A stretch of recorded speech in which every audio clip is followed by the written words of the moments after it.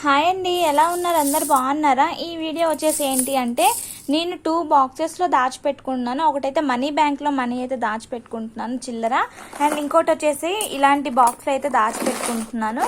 చాలా వీడియోస్లో మీకు చెప్తూ ఉన్నాను మనీ అనేది ఎలా సేవ్ చేసుకోవాలి అని.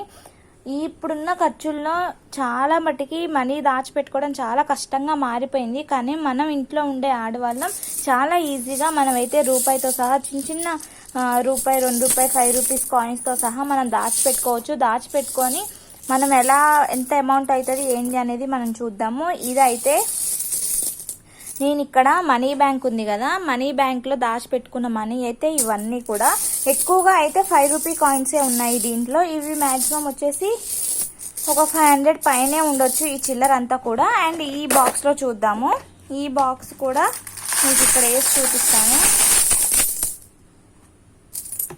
చూస్తున్నారు కదా, మొత్తం అమౌంట్ వచ్చేసి ఇంత. ఇదైతే దగ్గర 1000 పైనే అవుతుంది. నేను 2-3 నెలల్లో 1000 పైన చిల్లర అనేది దాచిపెట్టుకున్నాను. ఇంత చిల్లర అయితే మనకు ఒకేసారి అయితే రాదనమాట.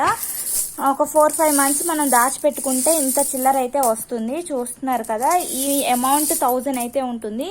ఈ చిల్లర అంతా కూడా నేను మామూలు షాప్స్లో ఉంటాయి కదా, వాళ్ళు తీసుకుంటారు. కిరాణా షాప్స్లో చిల్లర చేంజ్ తీసుకొని మనకి నోట్స్ అయితే ఇస్తారు. చూస్తున్నారు కదా,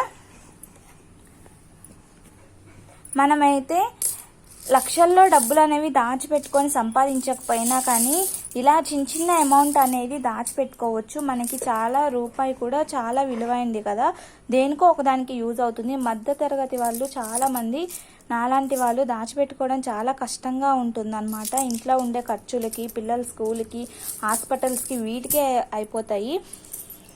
సో ఇట్లా చిల్లర అనేది దాచిపెట్టుకోవడం వల్ల దేనికో దానికి యూజ్ అయితే ఉంటుంది. నేనైతే 2 బాక్సెస్ అయితే పెట్టుకున్నాను.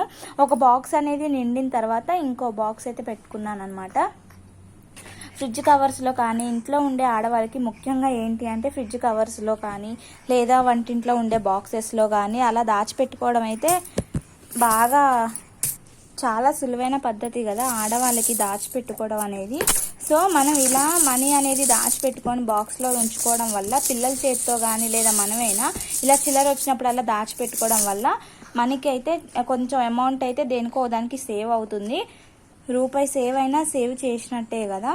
మనం బయటికి షాపింగ్కి వెళ్ళినప్పుడైనా లేక బయటకి ఎక్కడైనా బజార్కి వెళ్ళినప్పుడైనా ఏమన్నా కొన్నప్పుడైనా ఇలా చిల్లర అయితే వస్తుంది కదా, వాటిని దాచిపెట్టుకొని ఒక దగ్గర ఉంచుకుంటే చాలా మంచిది. అమౌంట్ అయితే ఇలా మంచిగా ఒకేసారి 3-4 మంత్స్ తర్వాత చూస్తే చాలా హ్యాపీగా అనిపిస్తుంది. దేనికో ఒకదానికి యూజ్ అవుతుంది. పిల్లలకైనా, బొమ్మలు కొనడానికైనా దేనికో ఒకదానికి యూజ్ అవుతుంది. నచ్చితే కనుక లైక్ చేయండి, సబ్స్క్రైబ్ చేసుకోవడం మాత్రం మర్చిపోవద్దు.